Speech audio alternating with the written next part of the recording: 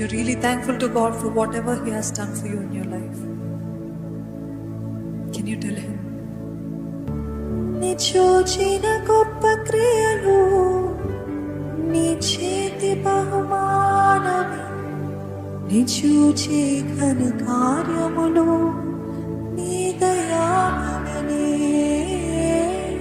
నీ చూచిన గొప్ప క్రియలు, నీ చేతి బహుమానమే, నీ చూచే ఘన కార్యములు, నీ దయామనే. మరొకసారి, నీ చూచిన గొప్ప క్రియలు, నీ చేతి